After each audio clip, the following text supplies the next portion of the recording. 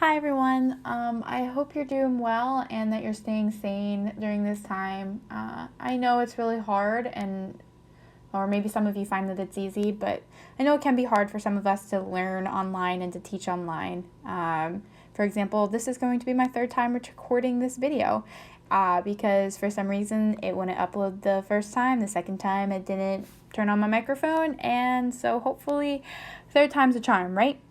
So here's the deal. I was thinking about teaching a whole new thing, picking up exactly where we left off because we were almost done with 5.3, but then I remembered that we went through a lot of information in 5.3. So I'm going to spend this first lesson reviewing what we've already learned.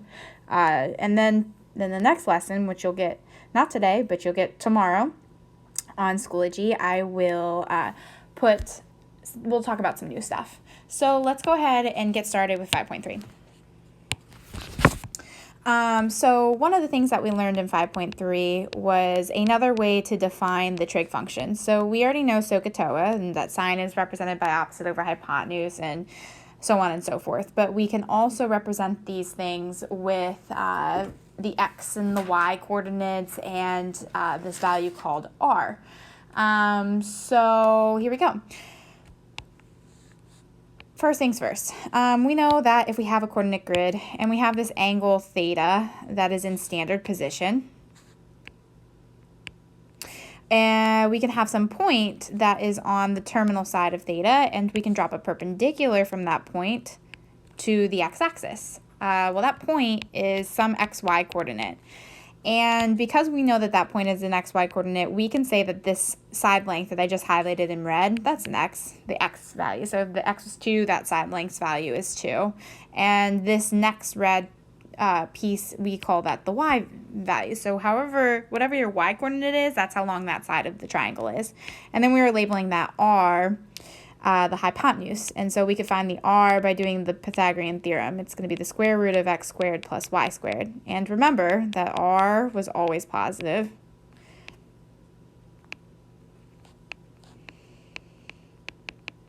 Okay, so then we had these definitions. So we could say that the cosine of theta, remember if we're looking at this green triangle,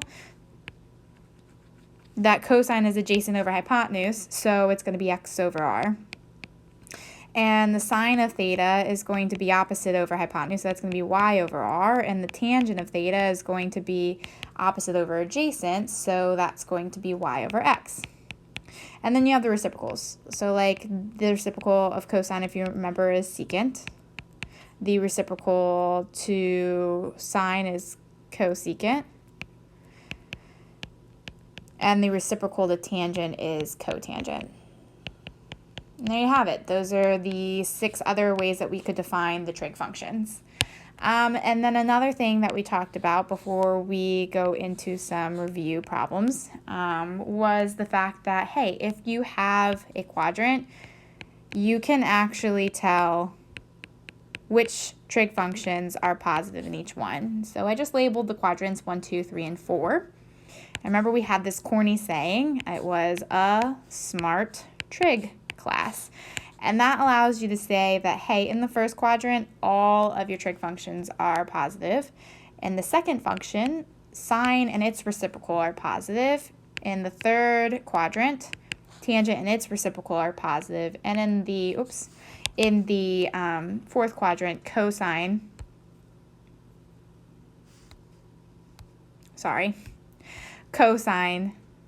and its reciprocal are positive.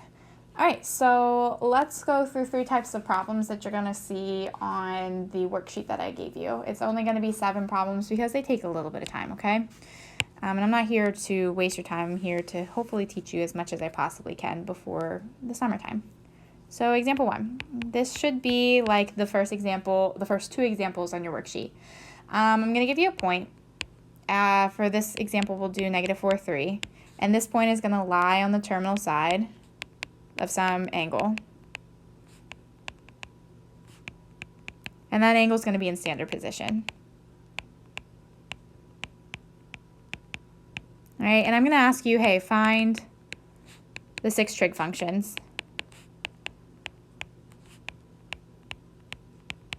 So you're going to do the thing that we always do. We draw a picture because we're visual people, okay? And so you're going to draw yourself a coordinate grid, and you're going to plot that point. So that point is negative 4, 3. So that means I start at the origin and I walk backwards 4, and then I'm going to end up climbing 3. And so that point is going to be right here. So if I have an angle that's in standard position, here's my initial side. My terminal side has that point on it. So here's my theta. And so I can go through and I can actually drop a perpendicular to the x-axis, and I can make that right triangle. And because I know that this point has the coordinates of negative 4, 3, I can tell what the side lengths of this triangle are. First off, I know that the side length of this red side is going to be negative 4. It's your x value. And then the side length of this red value is going to be positive 3. And I know that this is my r value, which I can calculate. So r squared, remember, you use Pythagorean theorem. R squared is going to equal 3 squared plus the quantity of negative 4 squared. So 3 squared is 9, and the quantity of negative 4 squared is 16. So you get r squared is equal to 25. So when you square root both sides, you find that r is equal to 5. And now you can use that information to go ahead and find the 6 trig functions. So the sine of theta is going to be opposite over hypotenuse. So in that triangle, your opposite is 3 and your hypotenuse is 5. Cosine of theta, my word, don't know what's going on. Cosine of theta, that's great. Back to sine of theta, it's 3 over 5. Cosine of theta is adjacent over hypotenuse, which is negative 4 over 5. And tangent of theta is opposite over adjacent, which is 3 over negative 4. But listen, you rarely see the negative being in the denominator of a fraction. It should be either out front in front of it, or it should be in the numerator. Okay? Next one, cosecant of theta is going to be the reciprocal of sine. Secant is the reciprocal of cosine, and cotangent is the reciprocal of tangent. And so there's your answer. So that should be very similar to number 1 and 2 on your worksheet. Now let's try another one. So this one right here is going to be similar to number 3, 4, and 5. So if you notice that this angle has the terminal side inside of a quadrant, but remember, we can have angles that are called quadrantal angles that lie on the x or y axis.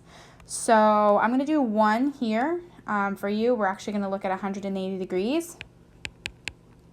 And then you're going to find the other quadrantal angles. You're going to look at 90 degrees and 270 degrees and 0 degrees as well, or 360, whichever one you want to think about it as. So anyways, we're going to find the 6 trig functions.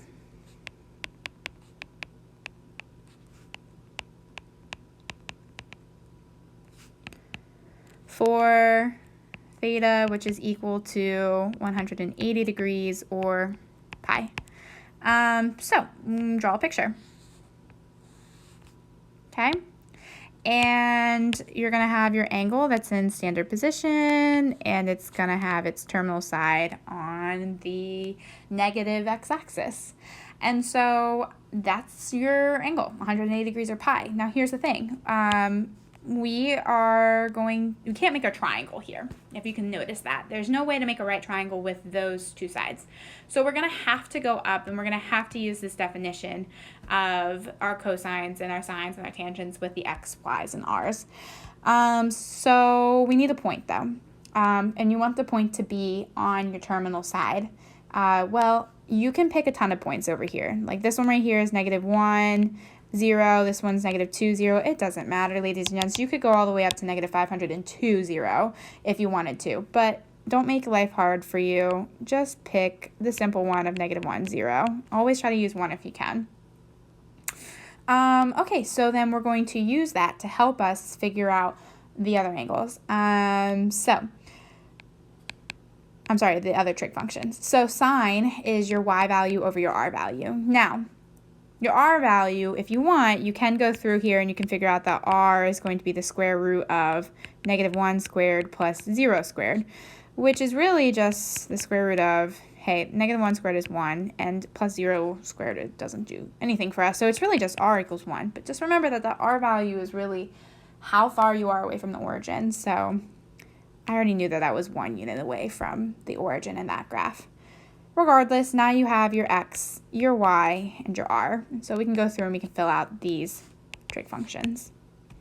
So the sine of theta is going to be 0 over 1, which is, hey, 0. And the cosine of theta is going to be, hey, if we look back at our definition, it's x over r. So this one's going to be -1 over 1, which is just -1. And then our tangent of theta is going to be y over x, which is 0 over -1, which again is 0. So those are those three trig functions. But then don't forget, you also have your reciprocals. So here's the deal. I'm going to highlight the ones I'm going to flip so that it's clear for us.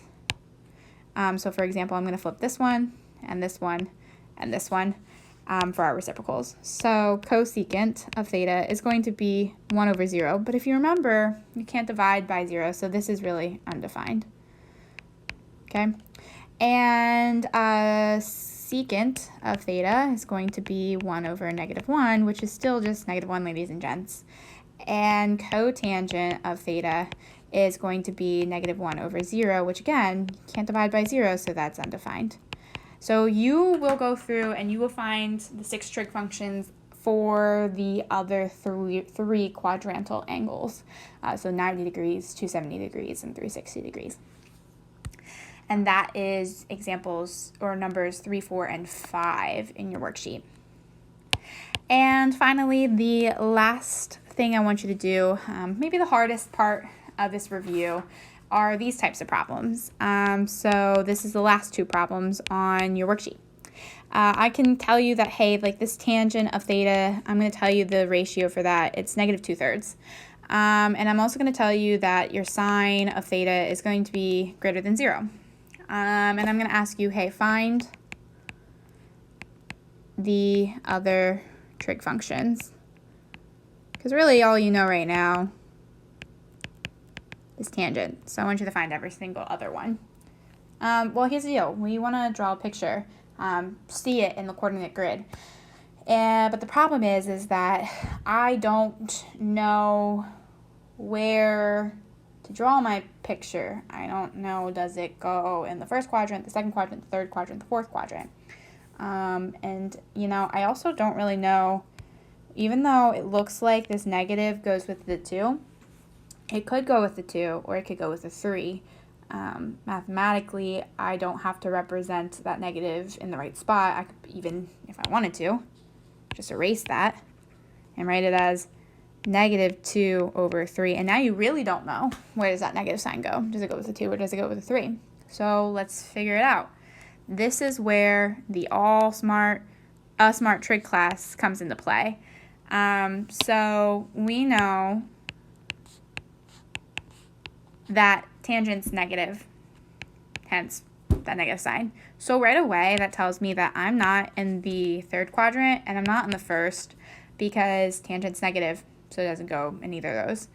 So that helps me eliminate 2 possibilities. And then this little piece of information helps me figure out the exact one. So when I say sine is greater than 0, that means sine's a positive number. So here's where I'm at. I'm actually in the second quadrant. Okay, so now I can draw my picture.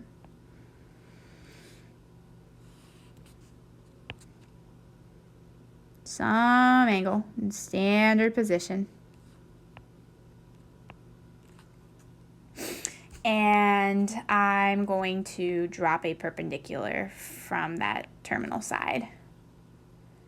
And why does that help? Because now I have this green triangle that I can actually fill out because I know tangent of theta is opposite over adjacent.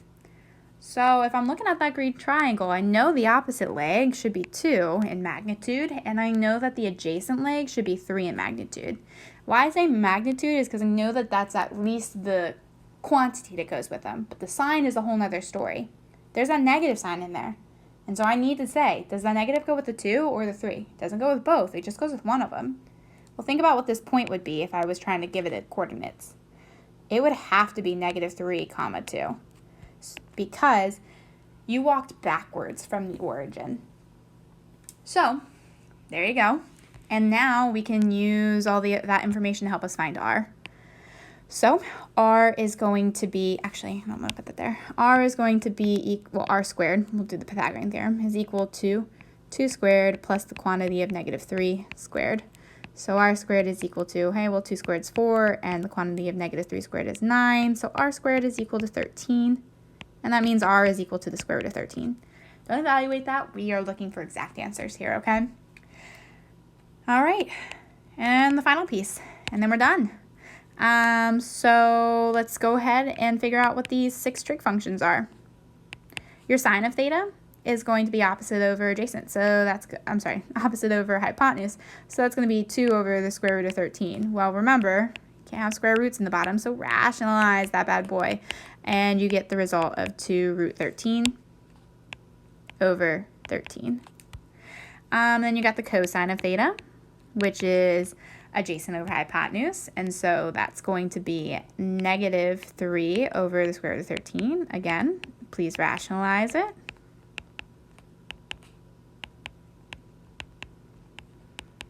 And then you got tangent of theta, which actually we already know from the problem, but just looking at the triangle, you can see that you get the same result. So that's opposite over adjacent, so that's -2/3, which is, hey, what we had from the beginning. All right, so now we do the reciprocals. Now remember, when you do reciprocals, so for example, the sine's reciprocal is cosecant of theta, you can work smarter, not harder. This is the sine of theta, and this is the sine of theta. One of those, when you flip it, gives you a square root in the bottom, which means you have to rationalize again. The other one, you don't have to rationalize again. Work smarter, not harder. Flip this one. So that's going to be the square root of 13 over 2. Secant of theta, again, work smarter, not harder. Flip this one. Is going to be the negative square root of 13 over 3. And cotangent of theta, don't have to work smarter, not harder. Just flip it. It's -3 over 2. Okay, and so that should help you with the last 2 problems on that worksheet. Say a prayer, and hopefully that this uploads and I don't have to record this video for the 4th time.